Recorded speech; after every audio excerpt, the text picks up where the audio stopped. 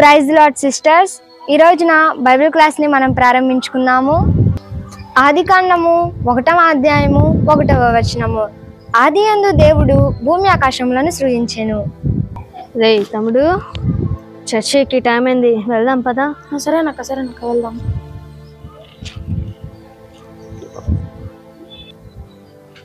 Side కూర్చోండి అక్క, కూర్చోండి. ఎవరామే? ఉందిలే, మా వీధిలో ద్రాక్ష అని సంవత్సరానికి ఒకసారి మందిరానికి వస్తుంది. వామ్మో. Praise lord sister. Okay, Bible క్లాస్ని మనం ప్రారంభించుకుందాము. ఆగండి సిస్టర్, ఆదికాండం గురించి కదా మీరు చెప్తుంది. ఎప్పుడు మీరేనా ఏంటి చెప్పడం? మాకు అవకాశం ఇవ్వరా? మాకేం తక్కువ? మీరా? మా అక్కకేం తక్కువ? చదువులో ర్యాంకర్. ఆఫ్టర్ ఆల్ బైబిల్ అంతా చెప్తుంది చూడు. అవునా? సరేరా, చెప్దు గాని రా.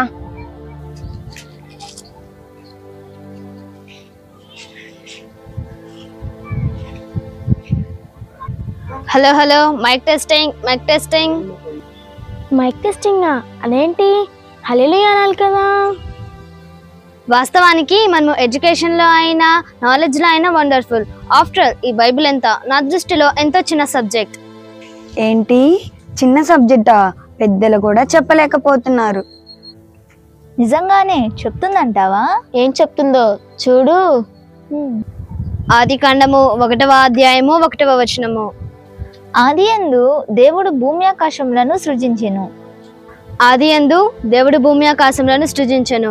బంకమట్టిని తీసుకొని అమ్మాయిని అబ్బాయిని చేసెను. ఇద్దరికి పెళ్లి చేసెను. వారిద్దరికి 2 కుమారులు పుట్టారు. పెద్దవాడు తప్పిపోయాడు. తప్పిపోయిన పెద్ద కుమారుడు ఒకరోజు గాడిదనెక్కి వెళ్తుండగా మస్తకి వృక్షానికి వెంట్రుకలు తగిలి ఆకాశానికి భూమికి మధ్యన వ్రేలాడుతున్నాడు. అలా వ్రేలాడుతున్న ప్రక్రియలో నా దేవా నన్నెందుకు చేయి విడిచిపెడితివి అని కేకలు వేస్తా ఉండగా కింద ఒక సేనాధిపతి ఉండి ఎవరక్కడా అని అన్నాడు. అప్పుడు ఒక బంట్రాతు వచ్చి సీతమ్మ ప్రభు అన్నాడు. వాడెందుకు అలా అరుస్తున్నాడు? వాడు కింద పడిలాగున ఒక్కసారిగా కొమ్మ నరకమన్నాడు.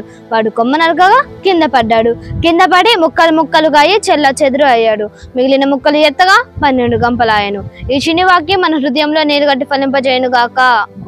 ఆమేన్. అబ్బా, సూపర్ చెప్పా అక్క.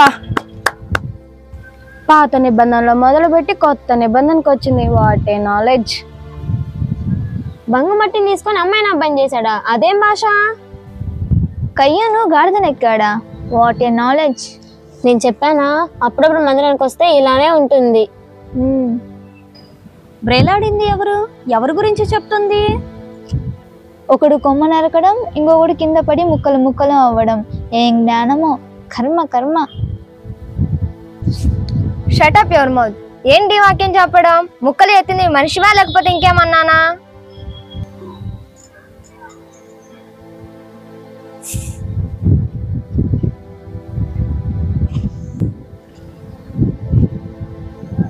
నేను చెప్పానా మన ఎదుగుదలను చూస్తే తట్టుకోలేరని? వాళ్ళంతే లెక్క. కూర్చో.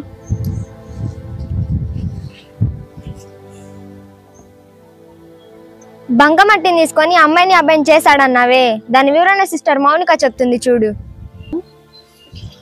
నిజమే, దేవుడు బంకమట్టితో ఆదామును సృజిస్తాడు. ఆయన ప్రకటముకతో హవ్వను సృజించిన తరువాత వారిద్దరికి 2 కుమారులను ఇస్తాడు. పెద్దవాని పేరు కయ్యూను, రెండవ వాని పేరు హేబేలు. దీని రిఫరెన్స్ ఆదికాండము 4వ అధ్యాయము 1వ వచనం నుంచి 5వ వచనం వరకు. పెద్ద కుమారుడు గాడిదనెక్కాడన్నావే, దాని వివరణ సిస్టర్ మహి చెప్తుంది చూడు. అవును, కయ్యను హేబెలును చంపుతాడు. అప్పుడు దేవుడు కయ్యనుతో మాట్లాడినప్పుడు కయ్యను ఎదురు మాట్లాడతాడు. అప్పుడు దేవుడు కయ్యనుతో నీవు దేశదిమ్మరి అవుతావు అనగా కయ్యను దేశదిమ్మరి అవుతాడు. రిఫరెన్స్ ఆదికాండము 4వ అధ్యాయము 8వ వచనం నుంచి 12వ వచనం వరకు. మస్తకి వృక్షానికి వ్రేలాడబడి ఉన్నాడని చెప్పావే, దాని వివరణ సిస్టర్ పింకీ చెప్తుంది చూడు. దావీదు మీదికి అబ్షాలోము యుద్ధానికి రాగా ఆ ప్రక్రియలో అబ్షాలోము ఓడిపోయి పారిపోతుండగా తన తల వెంట్రుకలు మస్తకి వృక్షానికి తగిలి ఆకాశానికి భూమికి మధ్య వేలాడతాడు. దీని రెఫరెన్స్ 2 సమయాల గ్రంథము 18వ అధ్యాయము 9వ వచనము. వ్రేలాడబడి నా దేవా నన్ను ఎందుకు చేయి విడిచావు అని చెప్పావే, దాని వివరణ సిస్టర్ ప్రణీత చెప్తుంది చూడు. యేసుప్రభు వారు సిలువలో పలికిన 4వ మాట ఇది. మత్తయి సువార్త 27వ అధ్యాయము 46వ వచనము. క్రింద సేనాధిపతి రావడం, కొమ్మ నరకడం, ముక్కలు ముక్కలు నవ్వడం అని చెప్పావే, దాని వివరణ సిస్టర్ మౌనిక చెప్తుంది చూడు. కింద సైన్యాధిపతి రావడం, అతడు బంట్రౌతును పిలిచి కొమ్మ నరకమనడం, కొమ్మ నరకగానే అతడు కింద పడి ముక్కలు ముక్కలు అవ్వడం, ఇదంతా ట్రాష్. కానీ 12 గంపలు ఎత్తింది మాత్రం నిజము. ఈ సందర్భం ఎక్కడ జరుగుతుందంటే, యేసుక్రీస్తు ప్రభువారు 5 రొట్టెలు 2 చేపలతో అనేక జనులకు ఆహారం పెట్టిన తరువాత వారు తినగా మిగిలినవి 12 గంపలు ఎత్తుతారు. దీని రిఫరెన్స్ మార్కు సువార్త 6వ అధ్యాయము 39వ వచనం నుంచి 45వ వచనం వరకు. చూసావా, ఆది కాండంలో వాక్యాన్ని మొదలుపెట్టి క్రొత్త నిబంధనకి వచ్చి సమయ సందర్భం లేకుండా చెప్తున్నావు. అప్పుడప్పుడు మందిరానికి వస్తే ఇలానే ఉంటుంది. అసలు మందిరానికి రెగ్యులర్ గా వచ్చావా? బాప్టిజం తీసుకున్నావా? సంఘంతో సహవాసం చేశావా? సంఘం గురించి ప్రార్థన చేశావా? ఇవన్నీ నువ్వేం చేయలేదు. నీకు ఇష్టం వచ్చినప్పుడు మందిరానికి వస్తున్నావు, ఇష్టం వచ్చినప్పుడు పోతున్నావు. వాక్యం చెప్పడం అంటే చదువులో ర్యాంక్ తెచ్చుకున్నంత ఈజీ కాదు. ఎప్పుడైతే నువ్వు వాక్యాన్ని పరిశుద్ధాత్మ ద్వారా చదువుతావో అప్పుడే వాక్యాన్ని చెప్పగలవు. సారీ అక్క, బైబిల్ లోకపరమైన చదువు అంత సింపుల్ అనుకుని నిర్లక్ష్యం చేశాను. ఇకపై మందిరానికి వచ్చి అందరితో సహవాసం చేసి వాక్యం చదువుతాను. Very good. దేవుడు అట్టి మనసును నీకును మనందరికీ అనుగ్రహించును గాక. ఆమేన్. ప్రభునందు ప్రియులారా, మనం ప్రతిరోజు ప్రార్థన చేసి వాక్యం చదవకపోతే ఎవరు ఏ బోధ చెప్పినా గుడ్డిగా నమ్మివేయాల్సి వస్తుంది. కనుక మీకెంత ఆస్తి ఉన్నా, మీరెంత చదువుకున్నా, ఎంత బిజినెస్ చేస్తున్నా ప్రతిరోజు పరిశుద్ధాత్మ ద్వారా వాక్యాన్ని చదవకపోతే ఆత్మీయ జీవితంలో దెబ్బతింటారని మర్చిపోకండి. జాగ్రత్త. మీ అందరికీ మా వందనములు.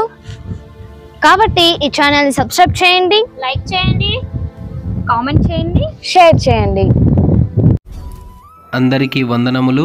ఖడ్గం మినిస్ట్రీ వీడియోలకు సంబంధించిన బుక్కు ప్రింట్ అయి సిద్ధముగా ఉన్నది. మొదటి బుక్కు ఈ కనిపించే 30 అంశాల మీద ఉన్నది. కావలసిన వారు ఈ నెంబర్కు కాల్ చేసి ఆర్డర్ చేసుకొనగలరు.